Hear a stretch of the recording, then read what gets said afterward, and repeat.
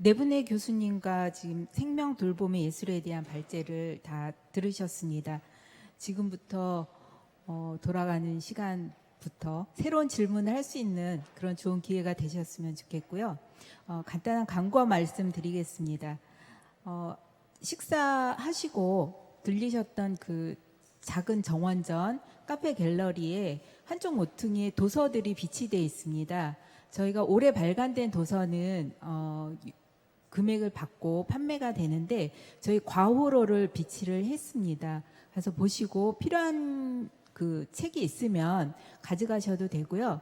그 옆에 그 도네이션 함도 같이 있습니다. 그래서 자유롭게 같이 참여해 주시면 감사하겠습니다. 책을 무거워서 아마 많이 가져가실 수는 없으실 텐데요. 만약에 보시고 필요하시다면은 저희 그 단체나 교회에서 오신 선생님들 필요하시면은 저희 그 데스크에 방문자 명단 있는 쪽에 그 메모를 남겨주시면은요, 저희가 나중에 우편으로 발송해 드리도록 하겠습니다. 다음은 종합토론 시간입니다. 자리를 조금 재배치해서요, 종합토론을 하고 질문 있으신 선생님들 지금 뭐 빠르게 적으셔도 되고 지금 내주신 선생님도 계시는데요. 같이 잠깐 종합토론 시간을 갖도록 하겠습니다.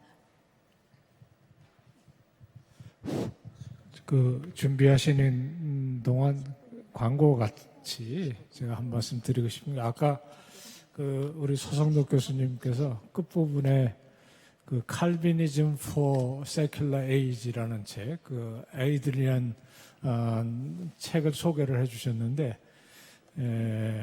제가 번역했습니다. 그래서 아마 한두 달 사이에 나올 겁니다. 그런데 그 책은 꼭 권해드리고 싶은 것이 이 칼빈주의, 뭐 우리 서성록 교수님 칼빈주의의 예술론을 지금 한국에 대표를 하고 계시는데 사실 칼빈주의가 뭔지를 소개하는 책이 그렇게 쉬운 책이 없습니다.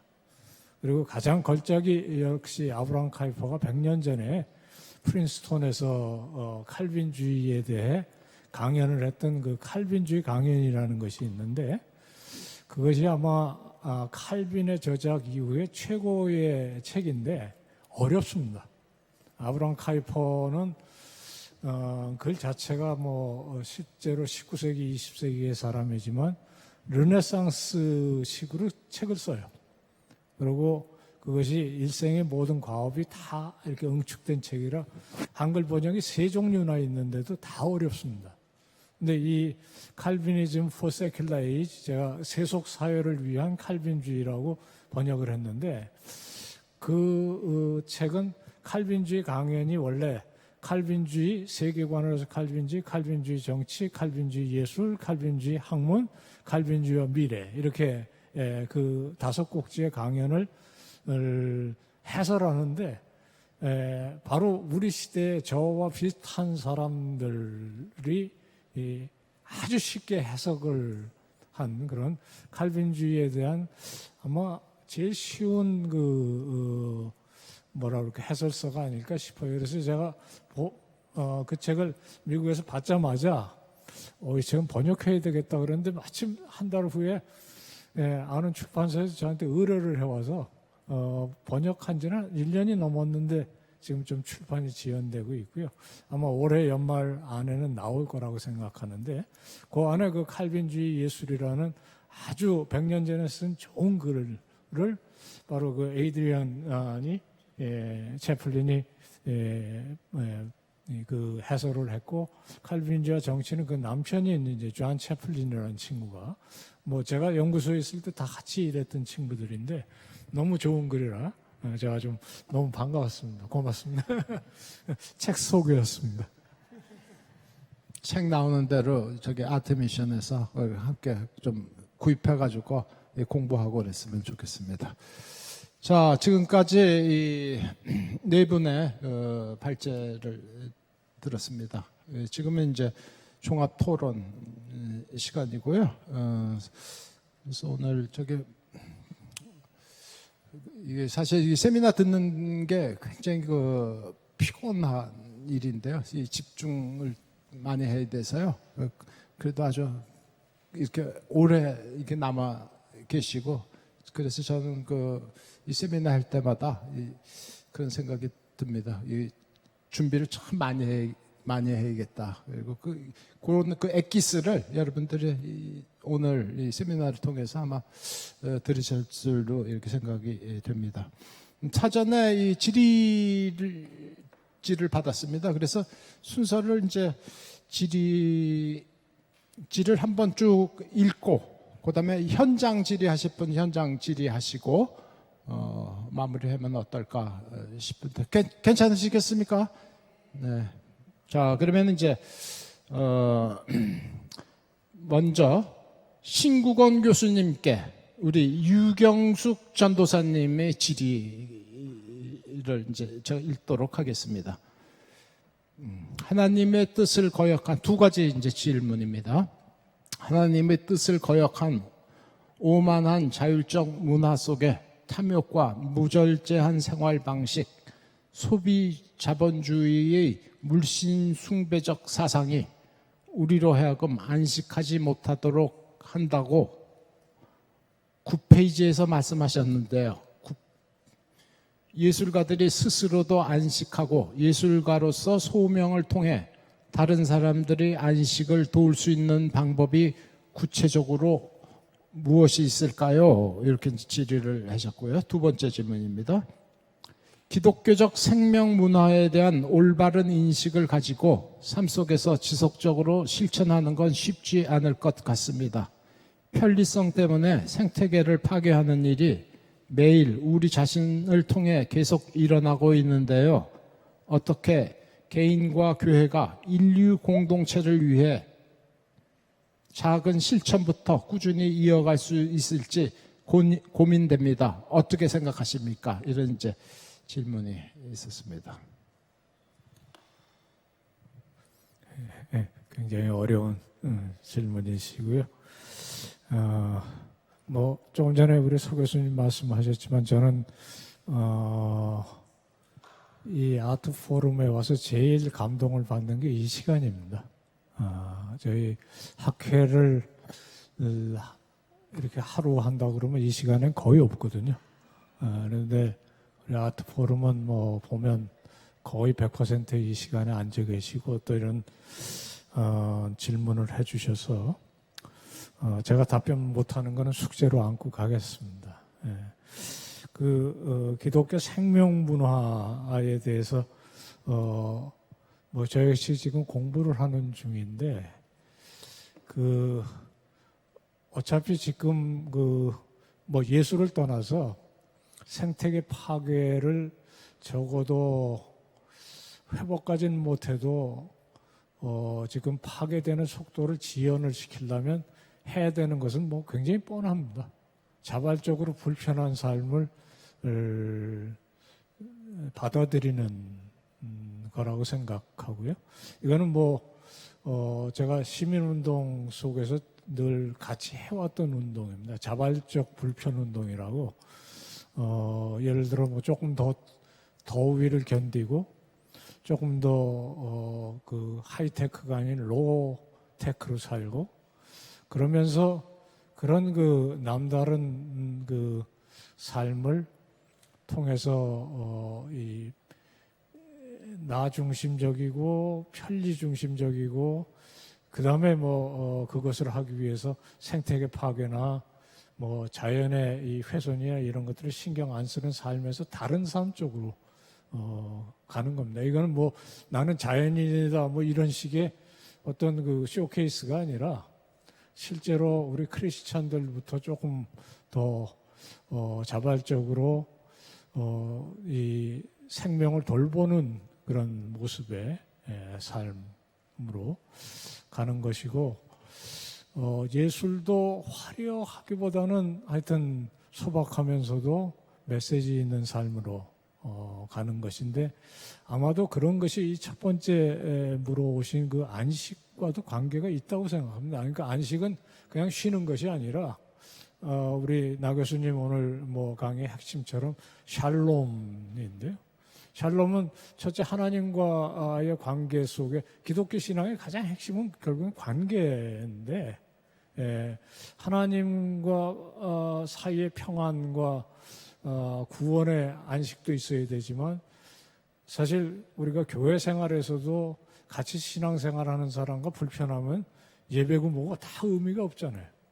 근데 이제 이것이 하나님께서 우리들에게 맡아 돌보도록 하신 온 세상의 존재들, 특별히 생명 있는 존재들과 평안을 누리는 게 그게 이제 안식이라는 개념일 거고 아마 이 나 교수님께서 오늘 샬롬, 예수를 샬롬을 위한 예술 이런 얘기를 하셨을 때 여러 가지로 뭐 제안해 주셨고 끝에는 우리 이제 선하영 교수님이나 우리 서성록 교수님께서 구체적인 사례들을 통해서 깨어진 세상 속에 평안과 안식을 휴식을 가져오는 예술 뭐 그런 생각을 하시면 좋을 것 같아요. 안식의 개념은 하던 일을 멈추고 하나님과의 관계 그리고 하나님께서 우리들에게 주신 삶의 평안을 회복하는 날이라면 그것은 꼭 뭐 주일날 11시에 국한될 일은 아니고 우리가 하는 일에 진짜 먹든지 마시든 모든 것을 함에 있어서 안식, 샬롬, 평안의 삶 이렇게 가야 되지 않을까 그런 생각을 해봅니다.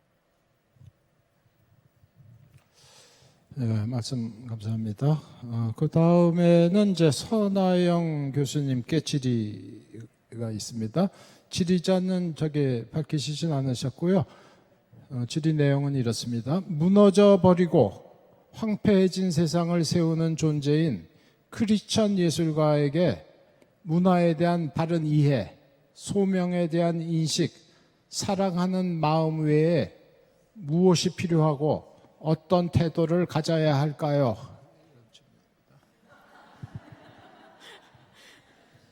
정답을 꼭 말씀해 주십시오. 그 질문지 좀 볼게요.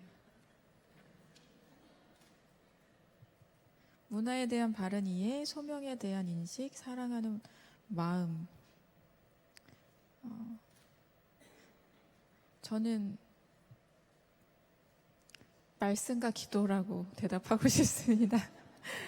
왜냐하면 일단은 내가 하나님의 임재 속에 거하는 것이 가장 중요하다고 생각을 합니다. 그래서 문화에 대해서 책을 많이 읽고 했지만 제가 가장 변화된 계기는 저는 이제 성경 해석을 제대로 하게 되면서 인식이 완전히 달라졌거든요. 그리고 이제 지식에만 이제 머물지 않고 기도로 찬송으로 나아갈 때 더 인식이 넓혀지는 것 같습니다. 그래서 네, 사실 문화에 대한 바른 이해, 소명, 사랑하는 마음 이거 세 개만으로도 저는 굉장히 충분할 것 같다는 생각이 드는데 이거 세 개도 참 힘들지 않겠습니까?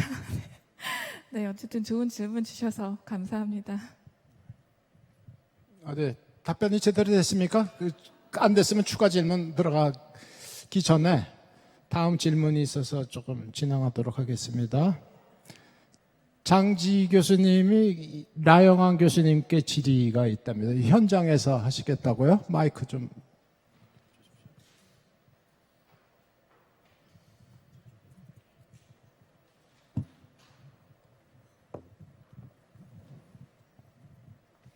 네, 오늘 네 분 너무 강연 다 잘 들었습니다.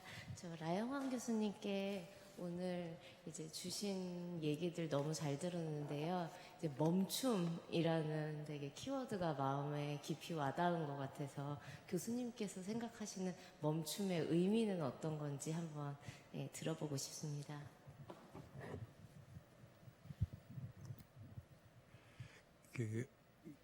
제가 광야를 우리는 늘 이렇게 고통으로 이해를 하잖아요. 근데 저는 광야는 고통이 아니라 일종의 기회고 도장 깨기라는 생각이 들더라고요.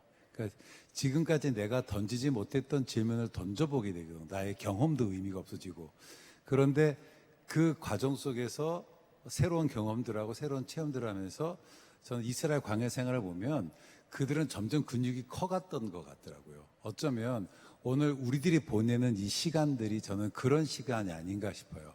그러니까 사실 뭐 미술 역사 속에서 기독교 미술이라는 것이 자리 잡은 지도 얼마 되지 않고 손꼽는 얼마 안 되는 작가들 속에서 계속 고민을 하고 있는데 어쩌면 오늘 우리의 고민과 눈물이 10년, 20년, 30년에 누군가에게 디딤돌이 될 수도 있지 않을까라는 생각이 들고요. 뭐 그냥 이 정도로 하면 될까요? 예. 예. 근데 한 가지 저는 이제 약간 그 관계 얘기를 듣다가 그 사실 트라우마의 근본적인 문제는 관계잖아요.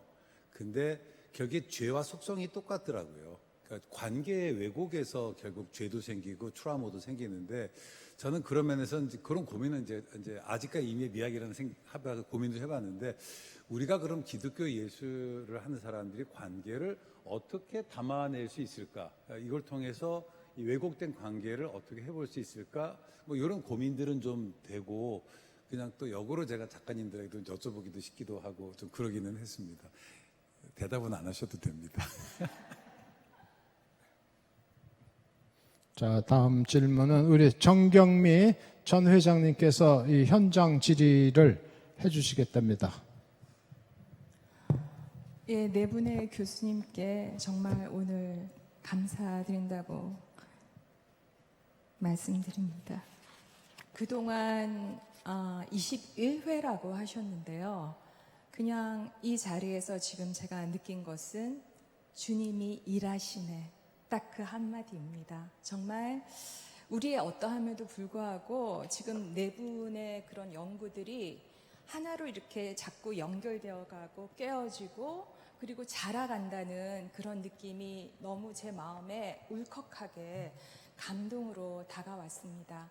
사실 너무나 당연하게 여겼습니다. 네 분께서 여름을 반납하고 정말로 수십 년간을 이렇게 저희들에게 근거를 제공하기 위해서 약한 저희들에게 그 이론적인 바탕을 제공하기 위해서 정말 너무나 많이 노력하셨다는 것을 많이 잊어버렸습니다. 근데 이 자리가 기적의 자리고 선물의 자리인 것 같습니다. 그래서 네 분께 너무너무 감사하다고 말씀을 드리고 싶습니다. 그리고 제가 느끼는 것은 정말 사랑이 없다는 것. 갈수록 제가 제 안에는 사랑이 없고 이 마음에는 부패하여서 정말 매일매일 냄새가 난다는 거. 그런 사람이 어떻게 예술을 할 수 있을까? 방법은 딱 하나라고 생각했습니다. 아까 선하영 교수님께서 말씀하신 외길이라고 생각을 했습니다. 그것이 하나님께 붙어 있는 거라고 생각을 했습니다. 그때 사랑의 원류고 그 자체이신 하나님께 받아야지 사랑하면은 예술을 할 수 있겠구나. 그런 거를 요즘 차츰차츰 느낍니다.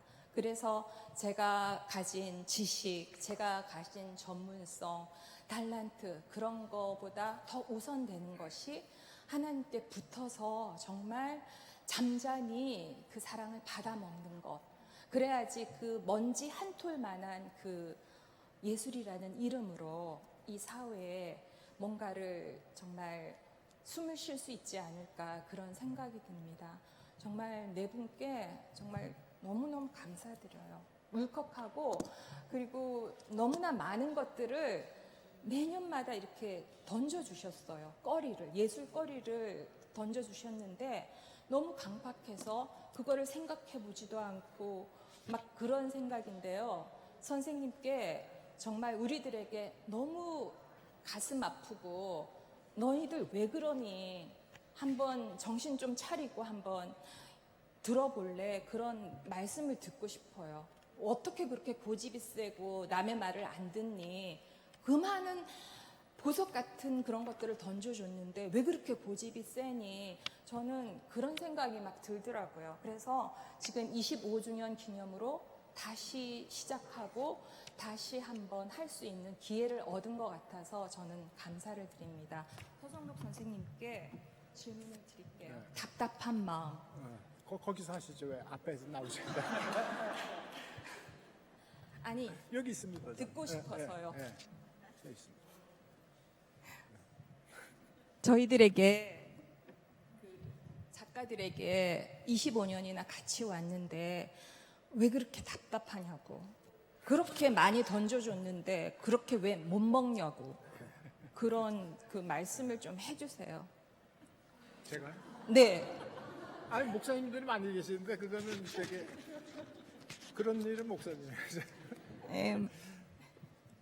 저는 그런 뭐 자격은 못 되고요. 제가 이 준비를 하면서 느끼는 건데 그거 하기 전에 일단 그 정경미 선생님은 이렇게 늘 이렇게 격려의 얘기를 많이 해주세요. 아마 이 교수님들이 그렇게 고생하고 막 그러시는 걸 아시는 것 같아요. 그래서 그 점에 대해서 너무 감사하게 생각합니다. 사실은 이게 열정과 하나님에 대한 꿈이 없으면은 이렇게 오랫동안 오기도 좀 힘들고 하나하나 성사되기가 어려울 거라고 생각했는데 시간들 다 이렇게 바쁜 일정 뿌리치시고 내서 가지고 논문 쓰시고 이렇게 내시고 또 아트미션에서 이렇게 발간하는 것도 참 이런 플랫폼을 제공하는 것도 참 멋있다고 생각을 이렇게 합니다. 그래서 이제 날로 우리가 이런 분야에 도가 트여가고 이렇게 너무 능숙하게 처리가 돼서 이게 또 너무 자연스러운 현상 아닌가 이렇게도 생각이 되지만은 그거는 아니고 하나하나 사실은 누군가의 그 고생과 헌신이 있기 때문에 가능한 일이고 그 점에 대해서 감사드립니다. 그리고 이제 정경미 선생님이 질의하셨던 부분에는 저는 이렇게 보니까 처음 시작할 때와 이제 지금까지 이렇게 아장아장 이제 걷던 데서 조금씩 이렇게 성장해 가고 있는 거를 제 자신이 좀 느껴요. 그리고 저는 이제 여러분 아시지만은 미술 이론을 하지만은 베이스가 미술 평론이거든요. 그 미술 평론을 하려면은 아주 날카로워야 돼요. 메스도 이렇게 좀 들이대고 그런데 그게 이제 근거가 내가 근거가 되잖아요. 그래서 지금 이제 하나님이 법이 되고 이 지혜 보고가 되시니까 참 안심이 되고 그래서 그 지식과 지혜 또 예술적 어떤 창조력의 이 보고가 우리가 있기 때문에 우리가 그거를 이렇게 사용을 할 수 있는 거 아닌가. 그리고 또 하나는 이렇게 점차 이렇게 배워가고 한다는 게 아직도 많이 부족하지만은 보람되게 느낍니다. 그게 마음의 양식이 될 수도 있고 이때면 그 지식의 넓이가 될 수도 있고 그리고 또 하나님의 어떤 그 뜻이 무엇인가 늘 이렇게 생각을 하게 됩니다. 그래서 우리가 사실 그것 때문에 이렇게 연구하고 그런 거라고 생각이 되고요. 그리고 아트미션에 또 그야말로 그 미션의 또 역할이 또 있고 해오던 거를 좀 계속 하면서 우리가 이제 좀 오래되면은 주저앉고 이렇게 안주하게 돼 있는데 저는 이제 청지기는 너무 멋있는 말이고 일꾼이라고 생각을 해요. 그래서 하지 않으면 뭐 하나. 하나님의 일을 하지 않으면 뭐 하나. 이게 그 대안이 없어요. 그래서 여기 계신 분들은 다 대안이 없으신 분들이 다 모이셨다고 생각을 하거든요. 그래서 다른 일보다도 먼저 그 하나님의 그 비전에 우리의 전문성을 어떻게든 끼워 맞춰서 우리가 거기에 사용될 수 있을지 그걸 좀 고민하는 우리 이제 작가분들이 됐으면 이렇게 생각이 됩니다. 부족한 거지만 답변이 됐는지 모르겠고요. 우리 윤창희 선생님이 현장 질의 한번 하시겠답니다. 윤창희 작가님 어디 계시나요? 윤창희.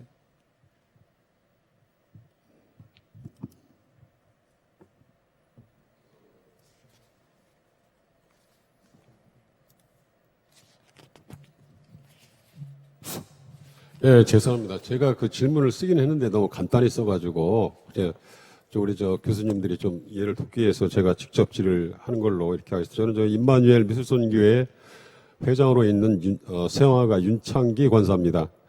반갑습니다. 기독미술이나 우리 학술, 그런 것에, 그거의 어떤 복음의 그 실천 방향이나 이런 것에 어떤 현실적인 고민에서 제가 좀 질문을 하고 싶었는데, 사실 일정 부분 오늘 선영 교수님 강의하시면서 좀 해소가 많이 됐어요, 사실은. 제가 질문하고 싶었는데 미리 말씀하시네? 이런 생각이 들더라고요. 그래서 많이 해소가 됐는데, 그럼에도 불구하고, 그래도 저는 또 개인적으로 저의 고민이 또 우리 크리스찬 작가들 모두의 고민이라고 저는 확신하기 때문에 다시 한번 선명하게 다시 질문을 드리는데, 보통 이제 이게 기독미술과 세상미술 사이에서 사실은 고민하는 것은 사실입니다. 왜냐하면 고민하는 이유가 일단 현실적인 이유 때문에 고민하고, 왜냐하면은 우리 솔직히 우리 얘기를 하면 아트페어나 뭐 이런 쪽에서도 기독교적인 냄새를 피우면은 잘 판매가 안 된다든가 이런 부분이 세상 미술의 기운이 세요, 사실은. 우리 그 기독 문화권에서는 우리가 이제 모든 걸 할 수 있지만 그런 것도 있고, 자우다간 또 우리 작업실에서 작업을 하다 보면 때로는 은혜 충만하게 성령의 어떤 그런 감화로 작업하게 되지만, 어떨 때는 또 세상 사람들은 그걸 또 최고로 알더라고요. 끼 중에서 최고로 광기라면서요. 광기와 어떤 성령이 주는 편안함, 그 양쪽에서 저도 많이 좀 밤 2시, 3시 정도에 혼자서 미친 짓 할 때가 많은데, 그럴 때에 그것을 서로 이분화해서 생각을 해야 되는 건가? 아니면 수용하고 어떤 균형의 문제로 봐야 되는가? 사실 혼동될 때가 많았는데, 아까 도표 그리시면서 좀 설명을 좀 하시더라고요. 그 부분을 조금만 죄송하지만 좀 설명하게 했으면 좋겠고, 그리고 이제 제가 이렇게 마이크 들었으니까 두 분한 우리 서성래 교수님한테 또 제가 질문 드렸는데, 사실은 이거는 또 우리 모두의 문제인 것 같아요. 뭐냐 하면은, 우리 기독교 미술의 어떤 복음이라는 측면에서 우리가 과연 어떤 일을 하고 있는가를 보면, 우리 미술단체가 사실 우리 한국에 그래도 적지는 않습니다.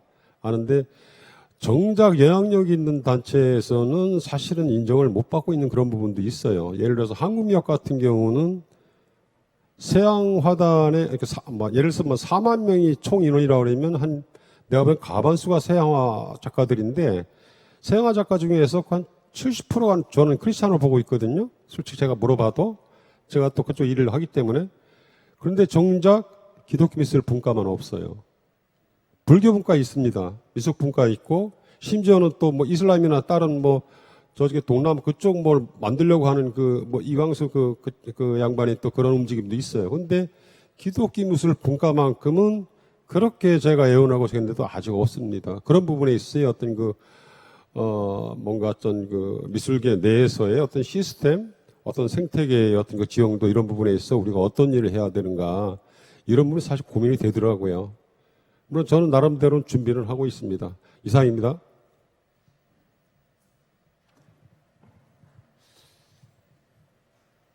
복음의 실천, 한국미술협회 이제 다른 분과 있는데 기독교 미술 분과는 없다. 일상 속에서 이제 복음의 실천 그런 거 같아요. 요지가.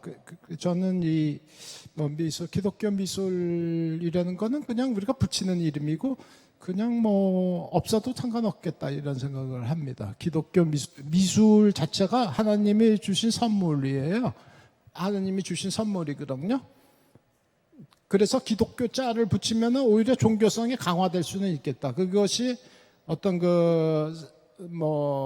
중세시대 같은 경우는 이런 어떤 헌신과 자기 직업의 어떤 문제를 해결하는데 도움이 될 수도 있겠다. 그건 뭐 현재도 마찬가지인 것 같고, 그다음에 이제 헌신과 경건의 표시로 그렇게 하는, 신앙의 표시로 하는 경우도 있는데, 근데 좀 큰 덩어리에서 보면은 예술적 은사가 하나님이 주신 선물인데 꼭 기독교자가 들어가야 되는가는 저는 좀 의문입니다. 우리가 이제 편의상 기독교 미술이라고 얘기는 하지만 그렇게 특화되는 거에 대해서 저는 사실은 좀 찬성하지는 않습니다. 그냥 미술이고, 미술계, 우리가 미술인의 한 사람으로서 우리가 이제 이를테면 이런 그 뭐 사역을 하든지 뭘 하든지 그 영역을, 근데 이제 기독교자가 붙으면은 역시 제한돼요. 그리고 우리가 뭐 아까 공공미술 했는데 기독교 공공미술이라고 하지 않거든요. 그냥 공공미술이에요. 그리고 기독교 미술, 그러면 이제 중세시대나 뭐 믿는 사람끼리는 편한데, 기독교 미술의 뜻은 뭔가, 왜 기독교 미술이어야 하는가.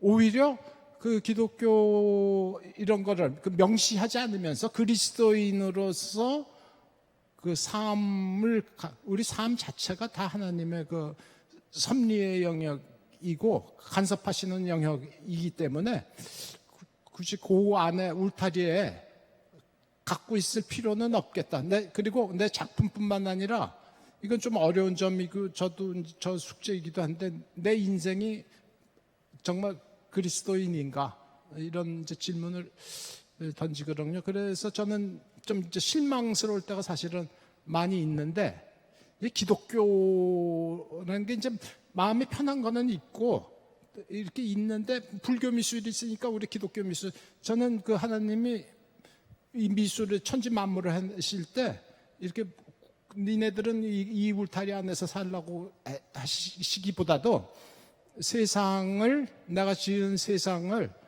잘 이렇게 섬기고 돌보고 창조 질서대로 살기를 원해, 아마 그런 뜻이지 않을까, 이런 생각을 이렇게 합니다. 네, 너무 근본적이고 솔직한 질문을 해주셔서 감사하고, 가장 어려운 질문인 것 같아요. 근데 정말 저도 한때 이제 예술을 몸담고 있었던 사람으로서 그 광기를 이해합니다. 정말 어떤 그 무아지경의 그 경험도 이해를 하고요. 그리고 이제 기독교자 어떤 냄새를 피울 때 이게 자본과는 거리가 멀어지는 그런 경험을 하게 되죠. 제가 볼 때 여기에는 아예 노선을 기독교자를 붙이는 걸로 트신 분도 계시고, 또 그 가운데서 고민하시는 분도 계시고, 또 아예 그냥 공공의 미술을 향해서 그냥 일본 은총을 드러내는 그런 미술을 하시는 분들도 계시는 것 같습니다. 근데 저는 그 부르심은 다 다를 것이라고 생각하는데, 예를 들면 엘리야는 완전히 정면 돌파로 하나님의 사역을 하고, 아하방 밑에 있던 이름이 뭐였죠? 오바데였나요? 뭐였죠? 아하방 밑에 있었던 오베데돔이었던 것 같아요. 그 사람은 이제 몰래 엘리야와 선지자들을 돕거든요. 왕 몰래 그 밑에서. 근데 정말 하나님께서 바울의 사명이 틀리고 베드로의 사명이 틀렸듯이, 저는 각자 부르심을 찾아야 된다고 생각하는데, 가장 중요한 것은 중심이 나에서 하나님으로 옮겨지는 건 것 같아요. 그러니까 내 중심이 나에서 하나님으로 옮겨지는 건 정말 천지가 개벽할 만한 그런 일이거든요. 제가 경험한 바로는 완전한 패러다임이 깨집니다. 그래서 저는 어떤 사람은 정말 부를 포기하고 그 길을 가는 사람이 있고, 어떤 사람은 또 하나님이 필요하셔서 또 다 다른 것 같은데, 제가 여러분들에게 부탁드린 것은 다 각자 다른 이제 성화의 과정을 거치고 있기 때문에 정죄하지 않는 마음, 그리고 기다리는 마음, 사랑으로 동료들을 이렇게 격려해주는 마음이 굉장히 중요한 것 같고, 신궁원 교수님 항상 하시는 예화인데, 사과가 썩었어요. 벌레가 먹었어요. 근데 이거를 아예 버릴 것인가? 여기만 도려낼 것인가? 어떻게 할 것인가? 이거를 씹어서 그냥 먹어서 먹어서 소화시킬 수 있는, 벌레도 썩은 것도 소화시킬 수 있는 위장을 만들라고 하시거든요. 결국에 저는 그리로 올라가야 된다고 생각을 해요. 근데 가끔 그런 모습에 시험이 드는 사람이 있어요. 성경에도 우상의 재물을 가지고 저 사람 먹는 걸 보고 사실 우상은 없으니까 나는 괜찮아 하고 먹는 사람이 있는가 하면 믿음이 약해서 그거에 시험 드는 사람이 있잖아요. 그러니까 공동체 생각하고 어떤 믿음이 연약한 자를 배려하고, 그리고 아직 성화 가운데 있는 그 사람이 앞으로 이제 하나님을 더 만나고 이제 성장할 모습을 기대하면서 기다려주고 정죄하지 않고, 그리고 나 또한 내 중심이 아닌 하나님 중심으로 자꾸 노력해 나갈 때 반드시 사막과 같아도 강이 흐를 거라 생각합니다. 지금 그런 고민하시는 것 자체가 저는 굉장히, 그건 아무나 할 수 있는 고민이 아닌 것 같아요. 이번에 데스밸리에 미국의 사막에 강이 생겼더라고요. 그래서 그걸 보면서 정말 우리가 돈을 추구하지 않아도, 돈은 사실 다들 경험해보셨겠지만 정말 이따가도 없고 하나님 주권이잖아요. 그래서 저는 좀 중심을 그래도 자꾸 이쪽보다는 이걸 어떤 대중의 인기와 돈을 쫓는 것보다는 그래도 기독교인의 정체성으로 뭐 주제까지야 제가 잘 솔직히 모르겠습니다. 근데 자꾸 그런 이제 마음의 방향이 가장 중요하지 않을까, 노력하는 방향이, 그렇게 생각합니다. 서자연 선생님 계십니까? 서자연 선생님 질문 주시죠. 예. 안녕하세요. 반갑습니다. 네, 서자연 작가입니다. 오늘 네 분 선생님들, 교수님들 감이 너무 좀 잘 들었고요. 작년에 코로나 때문에 저희가 이제 화상으로 이제 수업을 들으면서 제가 수종록 교수님한테 이런 질문을 했었습니다. 기독교 작가, 기독 작가는 일반 작가랑 어떻게 다르냐 그랬을 때, 기독교 세계관을 가진 작가가 그리는 그림은 모두 다 성화다. 기독 작가라고 부를 수 있다. 그리고 성화를 하고 말할 수 있다라고 말씀해 주셨어요. 그래서 그 말씀도 굉장히 제가 좀 정리를, 그러니까 기독 작가, 기독 성화를 그리는 입장에서의 굉장히 그 개념들이 정리가 됐었고, 또 신궁원 교수님한테는 그렇다 그러면 우리가 그림을 그린다는 것은 메시지를 전달하는 건데, 그럼 그 속에 그 하나님이 만드신 처음에 우리를 창조하셨을 때 생명 돌봄과 원래의 모습으로 우리가 회복하는 그런 거를 말씀을 주셔가지고, 그것도 제가 작업하는데 굉장히 큰 중심으로 준비가 잘 진행되고 있습니다. 그런데 올해 와서 작년에 NFT, 올해 와서도 AI 이런 시대가 막 변화되면서 정말 많이 그린다는 것에 대한 생각을 엄청나게 많이 하겠습니다. 도대체 무엇을 그릴 건가? 너무나 많은 이미지 속에 정말 분별을 우리가 어떻게 해야 될지, 그리고 성화 작가, 그다음 기독 작가들이 도대체 어떻게 분별을 하고 앞으로, 그러니까 17세기 네덜란드의 그 기독 성화가 굉장히 중요한 게, 일상에서의 삶 속에서 성화가 녹아나 있어서 그들이 보여주는 모든 것이 하나님께 예배드리는 어떤 그런 삶이었다 그러면 지금 쏟아지는 그 문명 속에 너무나 하루가 다르게 변화되는 이 시대에 살고 있는 우리들은 매일이 숨막히거든요.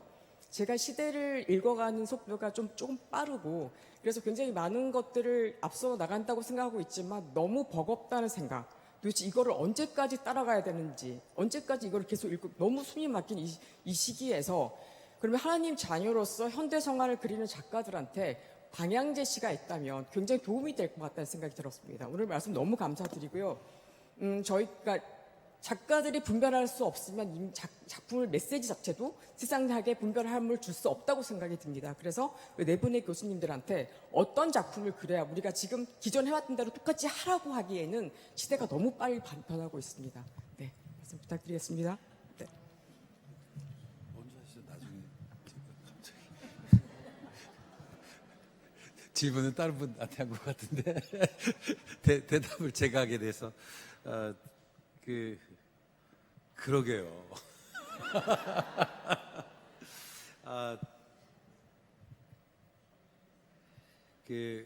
라이너 마리아 릴케가 그런 얘기를 했어요. 고흐의 작품에는 대상 자체의 아름다움보다 대상을 바라보는 이의 시선이 드러나는 것이라고 이야기를 했는데, 저는 계속 이제 요즘 시선을 좀 생각을 해봐요. 그러니까 결국 저는 트렌드보다 콜링이 더 중요하다고 봐요. 트렌드는 계속해서 변하고 쫓아가서 되는 것도 아니고, 우리가 트렌디한 나이도 아니잖아요. 그렇다면 우리의 콜링이고 결국 그 하나님의 시선을 우리가 어떻게 잘 담아내는가가 더 중요하지 않을까라는, 여기에 더 우리가 예민해야 되고, 그리고 그것이 어느 날 사람들에게 저는 공감을 일으킬 거라고 봐요. 트렌디하지 않지만 지금에 와서야 17세기 내던 사람들이 트렌디하게 보이지만 사실 유럽 전체에서 이렇게 트렌디한 그림은 아니었잖아요. 그랬던 것처럼 뭐 고흐도 살았을 당시에 뭐 별로 주목도 못 받았는데, 물론 살아서 주목받으면 너무 좋겠지만 뭐 그런 생각이 들기는 하고요.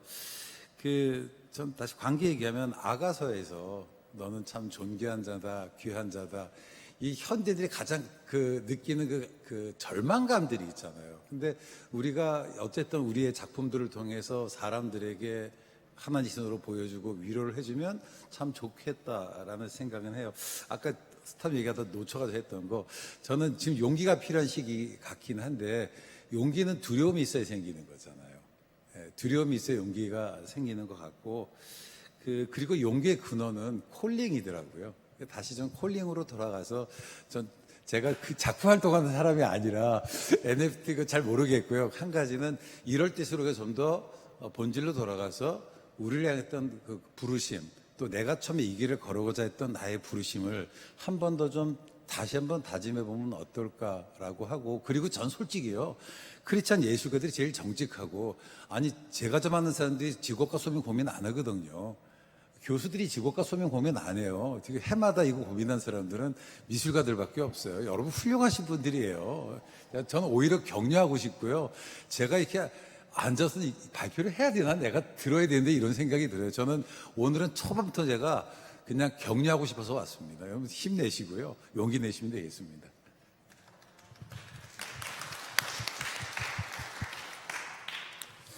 자, 이게 우리가 이제 정해진 시간에 3시 15분까지 마치라고 그랬는데, 지금 초과가 한 15분 정도 지났는데요. 한 두 가지가 지금 있는 것 같습니다. 그래서 두 가지를 좀 거쳐야지 마감할 수 있을 것 같거든요. 먼저 그 질문하시려고, 그래서 질문 주에 한번 하시고, 그 다음에 이제 신구원 교수님의 다음에 그 문화 돌봄과 공공선을 좀 했으면 좋겠다, 이렇게 제안을 해주셨어요. 그거에 대한 조금 자세한 말씀을 한번 들어보고 싶습니다. 먼저 손 드셨는데 질의하실까요? 네.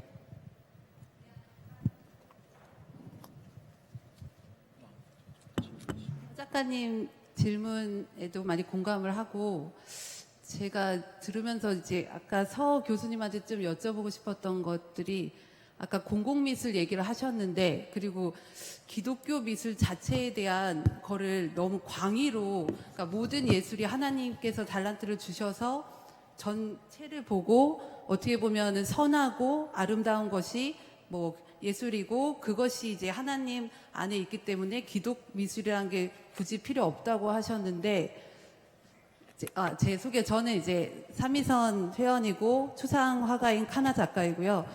근데 제가 실제적으로 느낄 때는 요즘에 나오는 많은 작품들이 그냥 보기에 좋다고 선하진 않거든요.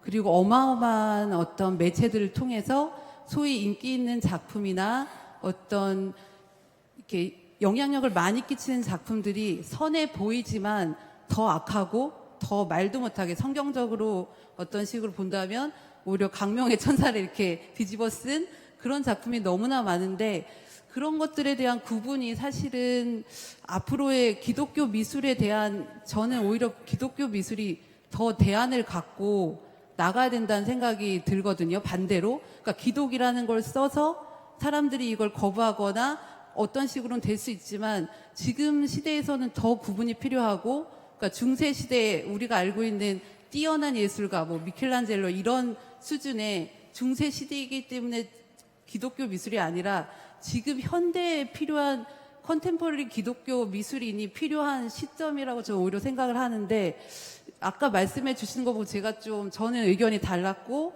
또 하나 궁금한 거는 아까 설명해 주셨던 그 자료들이 우리가 생각할 때 어떤 좀 넓은 의미의 영향력 있는 작가들 소개를 시켜 주셨는데, 공공미술 쪽에서.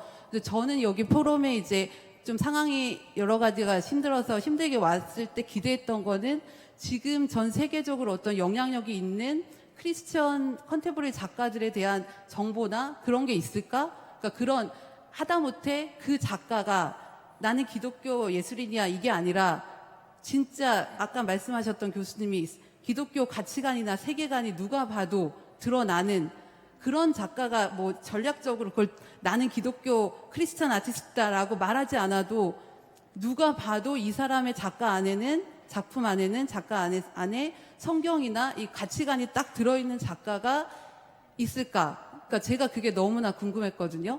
제가 생각했을 때 어떤 멘토적인 부분이 있어서 그걸 보고 가야 되는데 지금 현대 미술가 중에 유명한 작가들은 뭐 구글이나 리서치를 통해서 알 수 있지만 그런 현대미술 작가 말고 왜냐하면 그들 안에는 제가 느낄 때는 서남이 없는 경우가 더 많고 그게 더 잘 나가게 되고 공공미술이든 어떤 부분이든 그런 게 많기 때문에 그 작가가 나는 크리스천이라고 고백을 했다거나 아니면 누가 봐도 영향력이 있는 크리스천 세계관이 갖춘 작가가 있는지 제가 좀 여쭤보고 싶고 저는 그런 오히려 더 작가들에게 필요한 거는 현실적인 대안이기 때문에 앞으로의 지금 시대에 이렇게 아까 서 작가님 말씀하신 것처럼 AI하고 솔직히는 지금 상태가 굉장히 이미지의 홍수랑 혼란한데 그걸 뚫고 나가려면 오히려 더 명확한 그러니까 그건 성경이나 진리밖에 없고 하나님밖에 없는 것 같은데 더 기독교 미술이 더 돌파구를 찾아서 가야 되지 않나? 그러니까 저는 그런 생각을 하고 있어서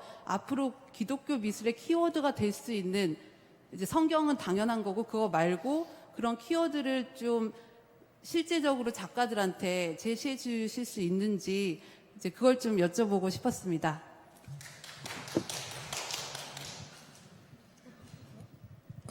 기독교 미술 그래서 뭐 지금 이제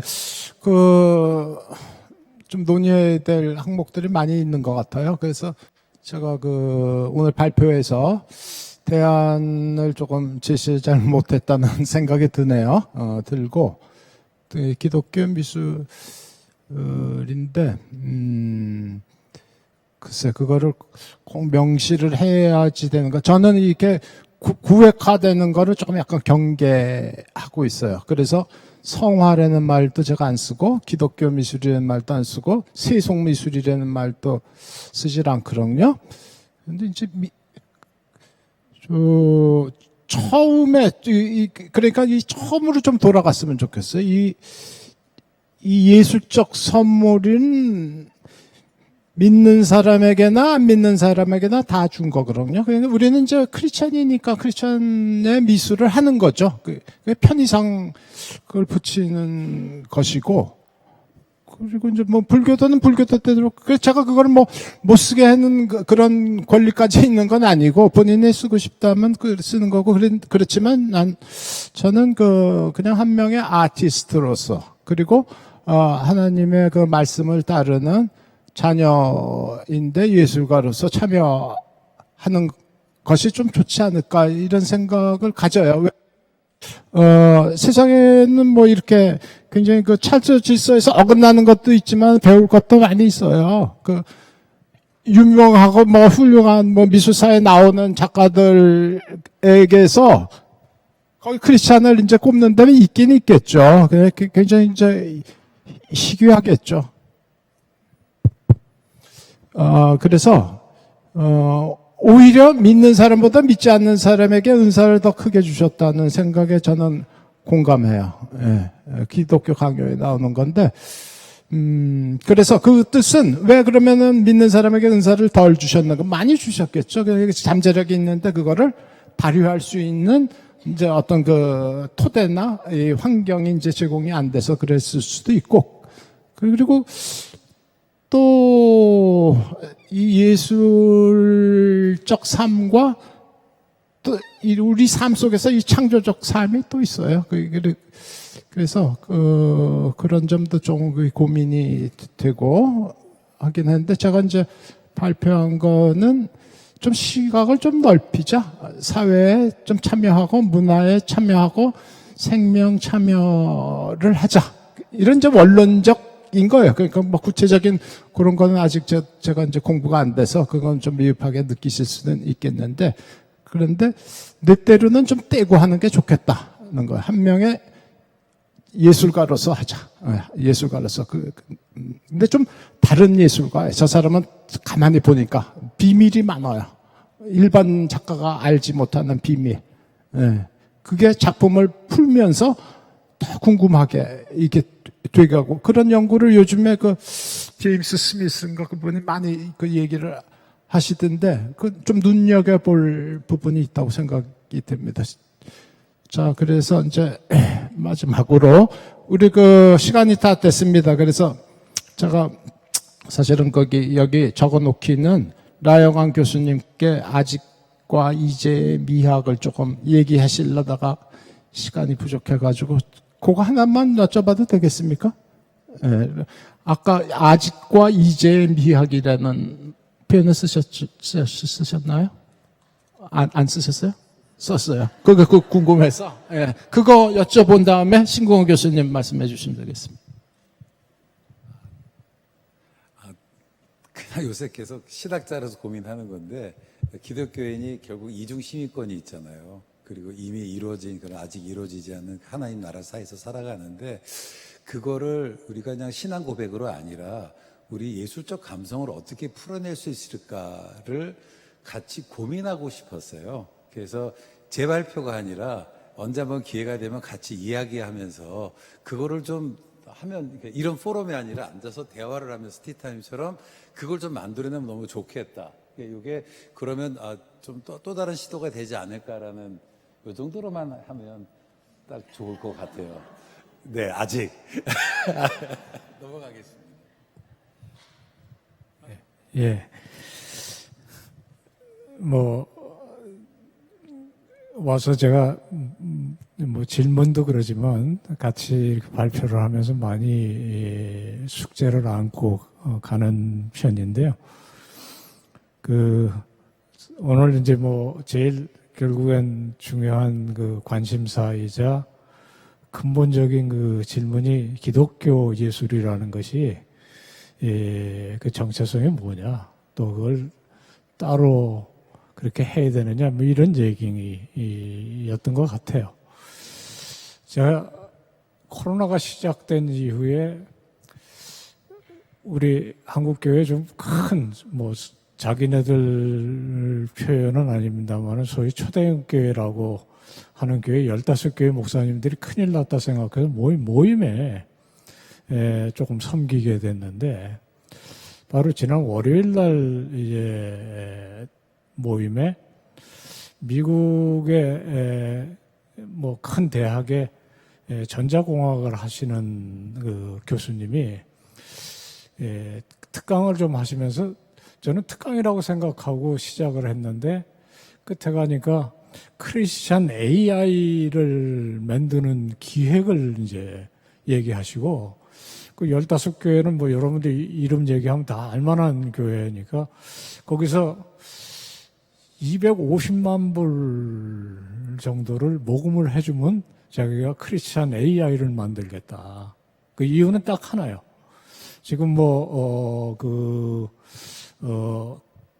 구글, 그 다음에 마이크로소프트, 어마무시한 돈을 들여서 지금 실제로 기업에서 챗 GPT를 비롯한 이제 제품이 나왔잖아요.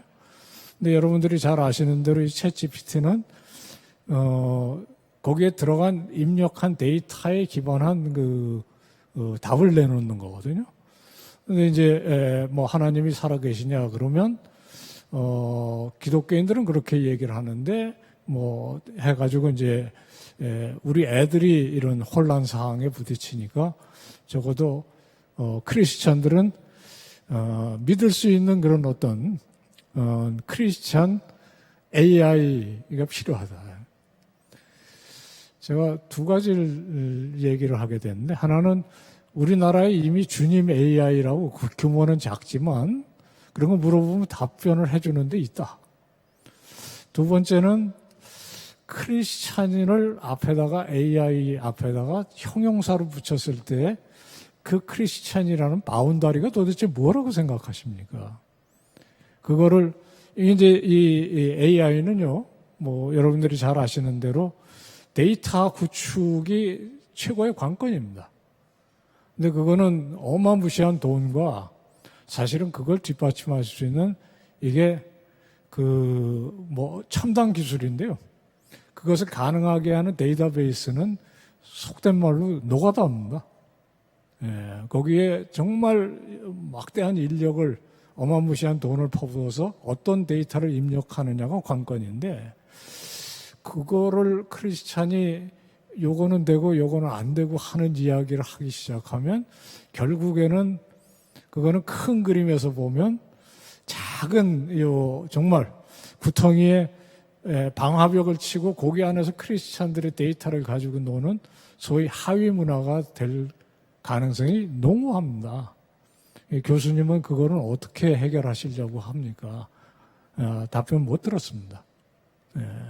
그런데 저는 이게 이제 전공입니다.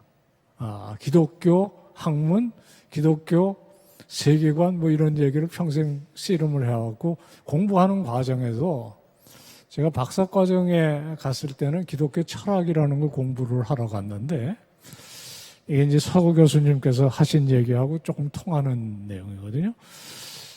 제가 소위 말하는 이 개혁주의 기독교 철학을 정초했다는 이제 네덜란드의 암스테르담 자유대학교의 철학과를 가서 이때까지 신학 공부를 기초해서 저는 기독교 철학을 공부를 하겠습니다. 그렇게 얘기했더니 선생님이 저한테 한 얘기가 결국에는 잊어버려라. 그렇게 얘기하시더라고요.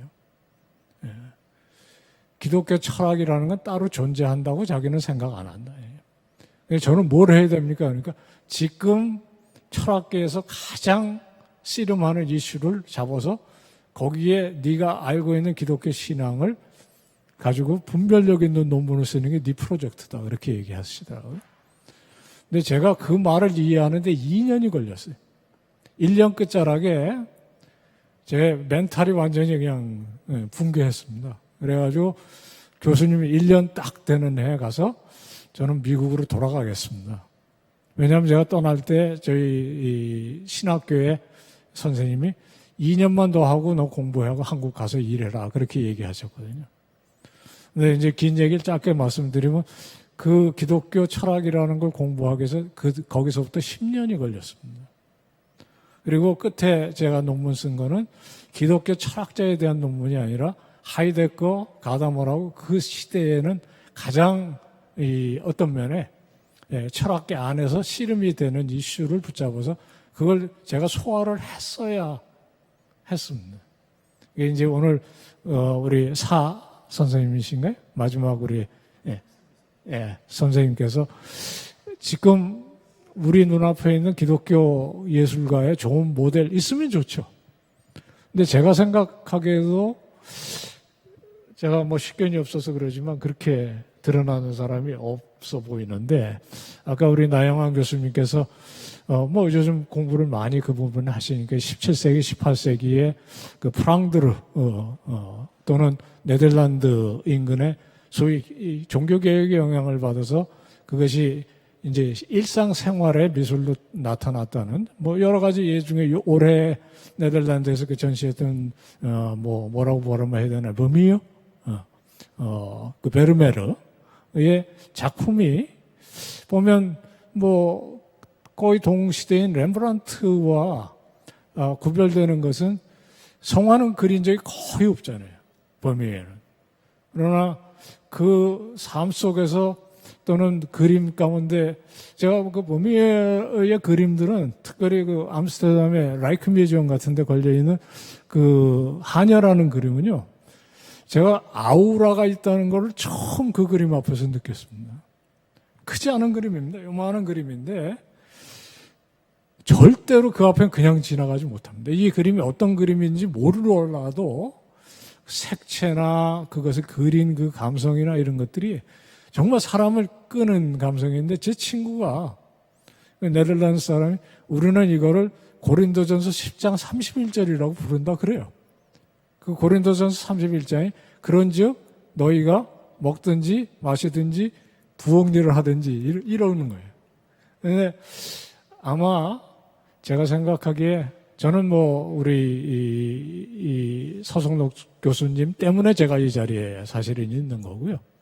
사실 우리 학계 안에서 딱 이런 이슈를 가지고 기독교적으로 씨름하는 사람을 눈앞에 보는 거거든요.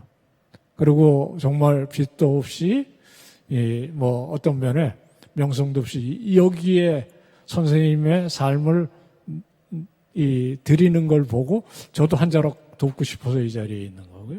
그러니까 좀 멀리서 찾으려고 안 하면 좋을 것 같아요. 그냥 우리 삶 속에 여러분들도 큰 바위 얼굴이 되신다는 심정을 가지고 씨름을 하시면 언젠가는 여러분들의 작품을 통해서 그 얘기를 할 수 있지 않을까 그런 생각을 해서 뭐 저는 뭐 미술학자도 아니고 미술가도 아니지만 그 일들을 해온 사람들 오늘 뭐 여기서 대부분 언급된 사람들의 이 기독교 예술 이론을 한 사람들은 제 주변 사람들이에요. 그래서 비교적 잘 아는데 그렇다고 해서 탁월하게 뭐가 있는 것 같지는 않아요.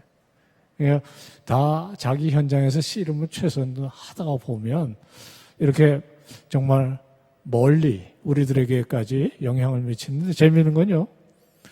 아마 오늘 서성록 교수님께서 거론하셨던 뭐 에이드리안도 그렇고요. 조금 전에 얘기했던 제이미 스미스도 그렇고 또 더 거슬러 올라가서 켈빈 시에벌도 살아 계시거든요. 아직도. 그분들이 이 자리에 와서 여기 앉아 계시면요. 너무 부러워야 할 것 같아요. 실제로 캐나다나 미국이나 네덜란드에서 오늘 같은 모임을 할 때 이 시간까지 사람들이 있을까? 저는 그렇게 생각하지 않습니다. 아니 정말이에요. 이건. 실제로 에이드리안이 이 자리에 와서 앉아 있으면 나 안 돌아갈래 그럴 거예요. 그러니까 여러분들의 이 열정과 여러분들의 비전과 이런 것들을 결코 가볍게 생각하시지 말고 사실은 뭐 저도 아는 것이 그거라 여러 사람 소개하고 이제 해마다 이렇게 하다 보니까 내년에는 무슨 얘기를 할까 이런 얘기를 하라고 지금 얘기를 하시는 건데 언제까지 정말 외국 사람들 이름 얘기하고 이러지 않았으면 좋겠다는 생각이 들고요. 사실 공공선의 문제 또는 공공성의 문제 공공성이라는 건 퍼블리시티고요. 공공선은 아까 말씀하신 카먼 그것인데 사실은 같은데 한국 사회에 지금 이게 너무너무 중요한 이슈입니다. 왜냐하면 기독교가 이것을 설교든지 뭐 글이든지 여러분 같은 경우에 예술 안에서 이걸 하지 않으면 대한민국은 지금 뭐 이 공공성이라는 건 완전히 무너진 이 사회거든요. 그래서 한번 좀 같이 씨름을 할 수 있으면 좋지 않을까 그런 생각을 해봤던 겁니다. 얘기가 길어서 죄송합니다.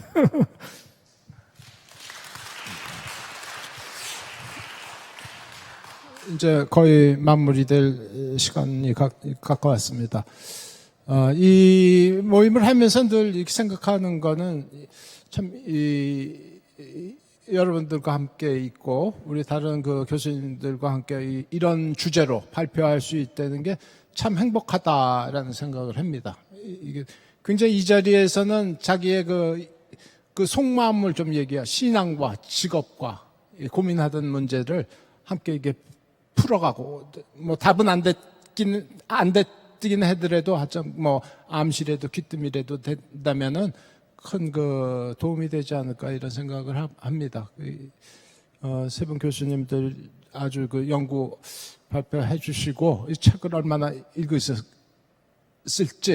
한 아티클을 쓰려면은 수십 권의 책을 그것도 이제 정독을 해야 되는데 그거를 늘 이런 노고를 끼쳐서 죄송스럽고 또 해주셔서 감사한 마음을 가집니다.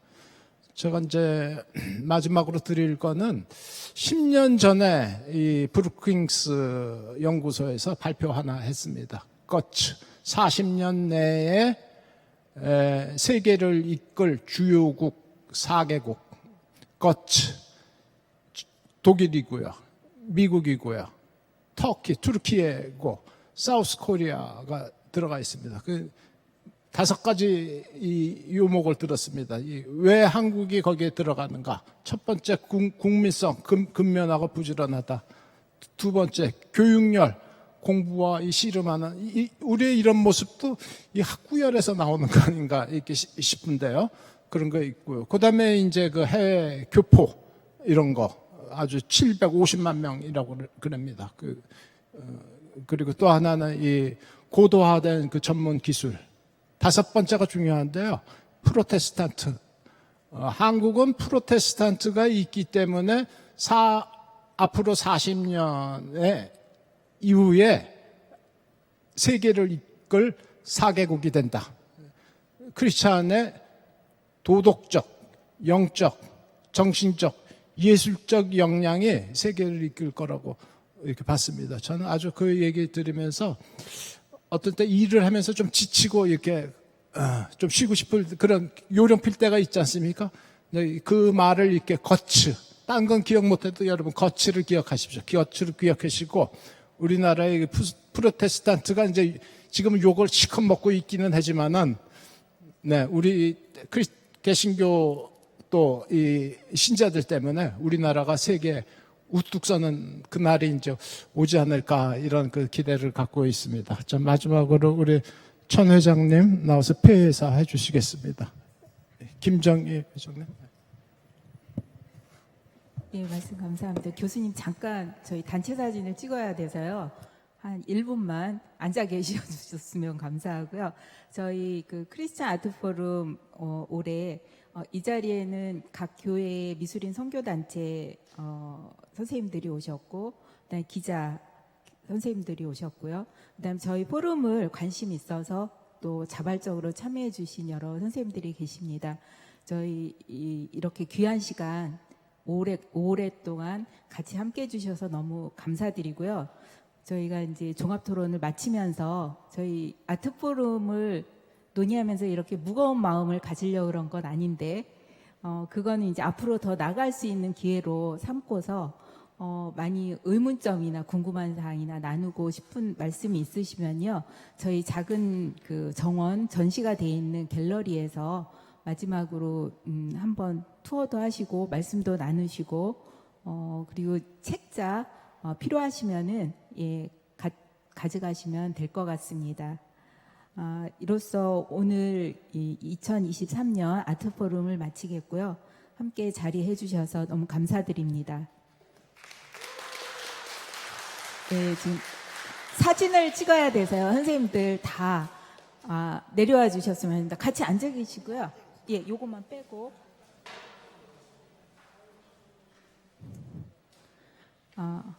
주저하지 마시고 저희 이 사진을 같이 찍으셔야 이 역사의 현장에 함께 하시는 거니까요. 예, 내려오셔서 같이 얼른 사진 찍도록 하겠습니다.